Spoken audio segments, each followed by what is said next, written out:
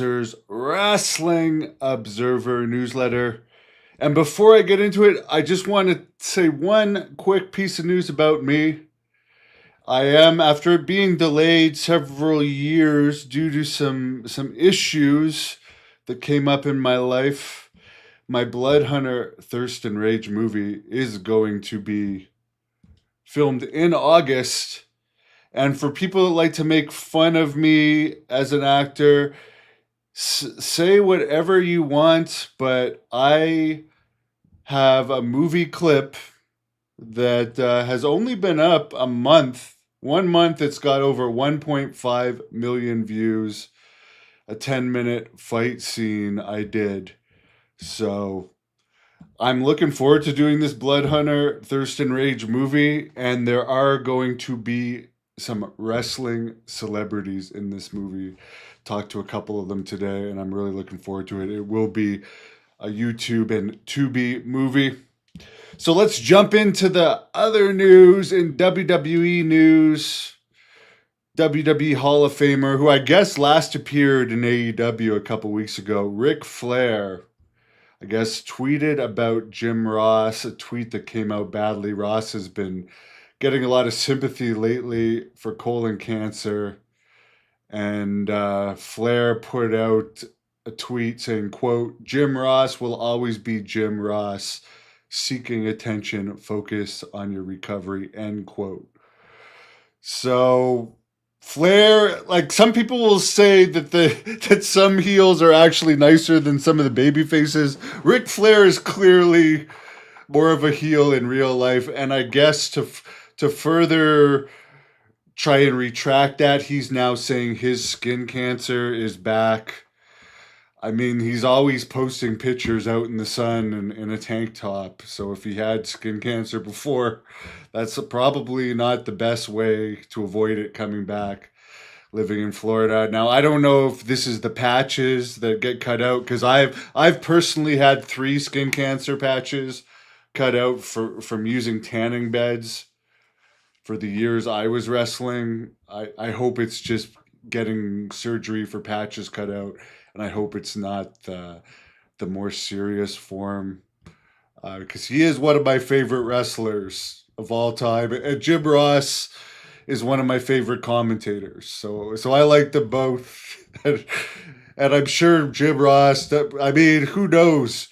I mean, if you're going through treatments and going through hell, and you have people chirping at you, you might take it more personally than not just being, oh, that's Ric Flair being Ric Flair. But it's probably safe to say Jim Ross is making more than Ric Flair these days, because I understand he's the highest paid announcer in wrestling.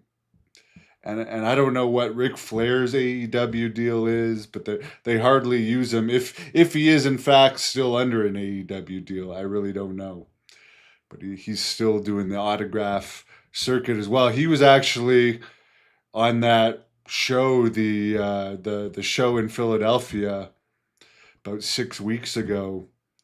That was the TWA's one and done return show. Apparently, it only had about 120 fans in the ECW arena, which is bombing. And Ric Flair was on that show, so I guess Ric Flair's not the drawing card that he used to be either. WWE released R-Truth 53, Carlito 46, and Valhalla of the Viking Raiders, Sarah Rowe 31, who hadn't been used for quite a while. It was all contracts not being renewed. R-Truth was almost exclusively to just doing occasional appearances or very short television matches, and supposedly he was making over $550,000 a year. This year he had only done 6 matches. Sarah Rowe, as I said, she's barely been used. They should get rid of the Viking Raiders, because those guys are horrible in my opinion. My main memory of the Viking Raiders is that time Top Dollar did the dive, completely missed them, and they still bumped. Sorry, that's cause for being fired in my book. You should not be in the WWE on the main roster taking bumps if someone completely misses a dive on you. I'm sorry. Let's not that they've ever been over, but like let's add them to the cutting room floor, please. There's a lot more deserving people out there. Um, and apparently the minimum main roster pay now is 350 grand a year. Worlds Collide this weekend has 9,497 tickets out. The Great Western Forum, formerly Great Western Forum, now known as the Kia Forum in LA, which has a 17,505 seat capacity. That's not bad considering there's no real top names on the show. It is a historic show, the first American show with AAA under the WWE banner. But Money in the Bank is in the same area later that day in a different venue, the Intuit Dome, which holds 18,000, and there's about 14,000 tickets out for that one. So, well, those aren't going to be legitimate sellouts. They're going to have two very good crowds within the same market on the same day. London Mayor Sadiq Khan really wants WrestleMania in London. Meltzer points out it's all going to be about the financial offer. WWE under TKO, which, by the way, a lot of people are saying within the business that as much as Vince McMahon was not maybe known for being the nicest of people and being very business, he was still less business than the TKO people. It's more corporate than ever now, without a doubt, and it's working for them at least now. They're making more money than ever, but Netflix is thank you, good doctor. Netflix this week did 4.7% lower than Raw and Netflix did last week. Last week was the previous all-time low. This week was even more of a low. It's bombing. It is bombing on Netflix for various reasons.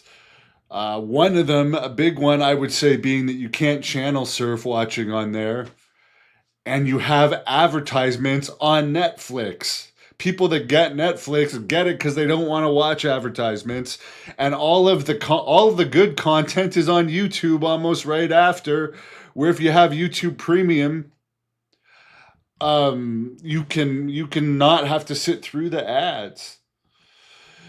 Yeah, Chris, the main event is Cena and Logan Paul against Cody Rhodes and Jey Uso. I mean, I even heard Dave Meltzer say it, like that's kind of like the main event that you would have on like a SmackDown before a pay-per-view, not a pay-per-view. You can honestly say that Cena's heel turn has kind of fallen flat. It's not a buzz. It's not like when The Rock came back over a year ago before the last WrestleMania. Everyone everywhere for at least a bit of time was talking about wrestling because The Rock was back in it. I mean, I honestly will say this has fallen flat. And I do like John Cena. He was never one of my favorite wrestlers, but I do go out of my way to watch what he does in wrestling, as because he's one of the best. So I like to see what he does, but people are having a hard time taking him seriously as a heel because he's still posting motivational quotes and stuff on social media. I don't think anyone really hates John Cena. And to me, it's a boring product. I honestly think they should never taken the belt off of Roman Reigns. He was more over than Cody was, and since Roman Reigns has been out of the top picture, I mean, out of sight, out of mind. I understand why they're using Logan Paul, but I'm not a fan of his as a wrestler either. Although I don't doubt that he's talented, and I would use him myself with his following. Yeah, Money in the Bank has only 4 matches. They keep doing these 4-match pay-per-views. And if you're like me, I don't like long matches. I would rather see 10 matches is too much for me. I'd rather see eight matches and let's keep it under 3 hours. Speaking of short matches, one of my favorite wrestlers is Goldberg. And it's looking more likely than not his retirement match is probably going to be next month in Atlanta. He's dropping a lot of hints that he's tapering down his training. He is where he wants to be at 58. He feels he's gonna put on a hell of a show. WWE SmackDown in Knoxville last Friday had a good crowd, 14,546. The building hell holds 21,678. Raw this week in Tulsa did 9,494.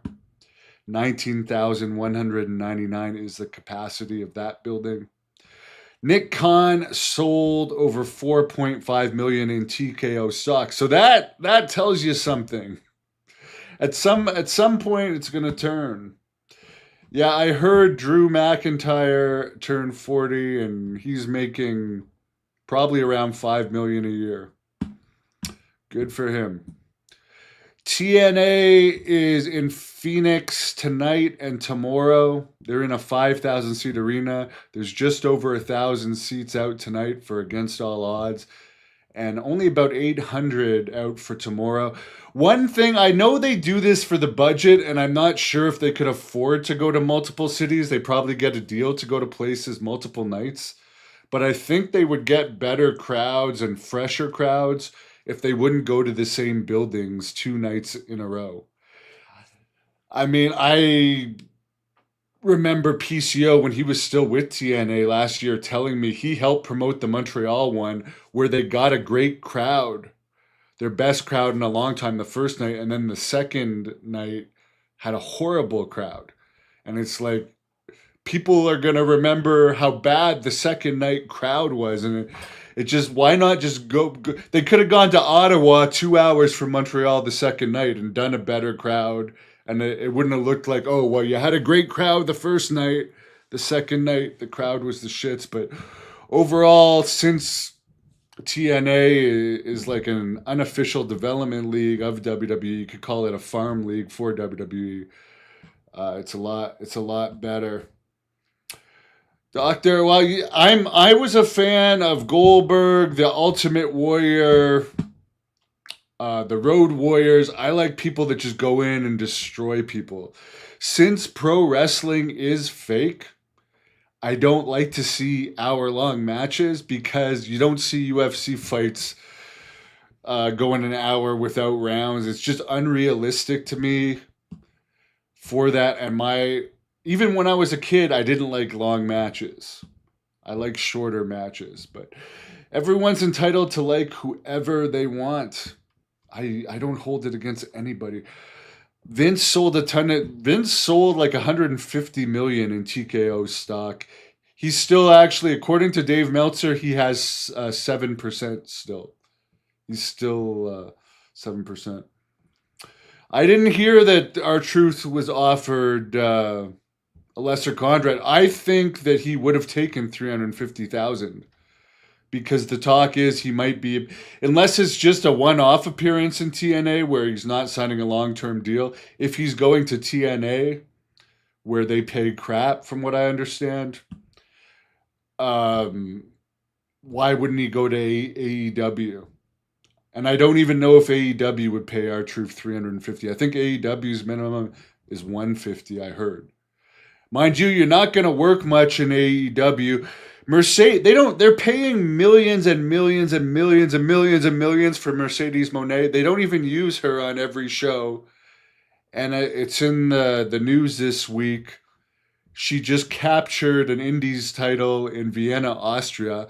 That's really cool, but it's bizarre to me why they don't get the money they pay out of Mercedes Moné. If I was paying someone 4 or 5 million a year, I would use them to get a good rating on it as much as possible.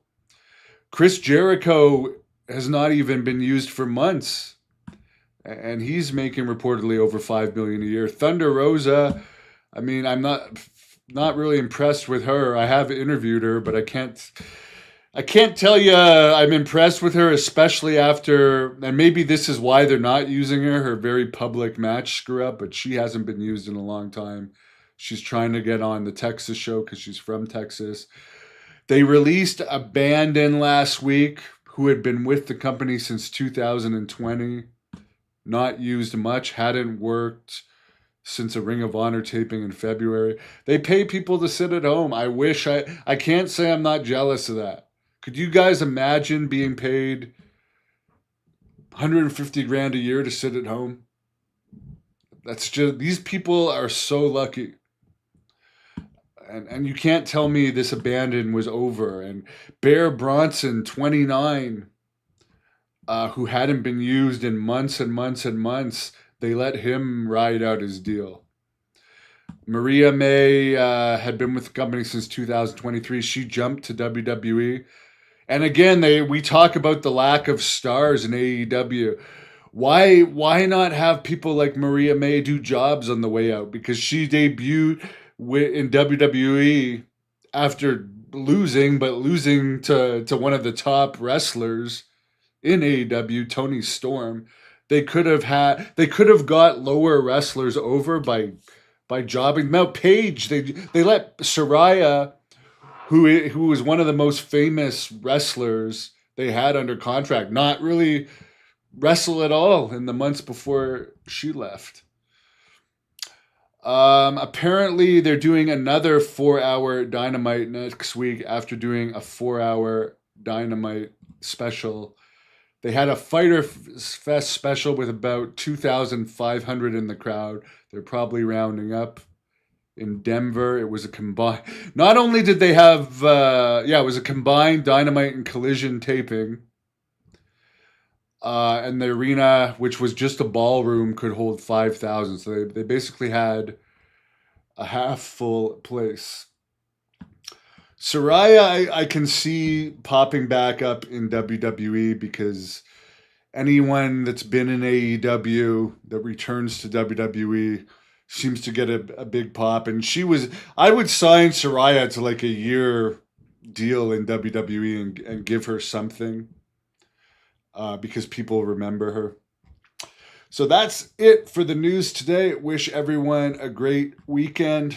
Got a bunch of interviews coming up, and I hope you've enjoyed the China content this week. It's really sad what happened with China.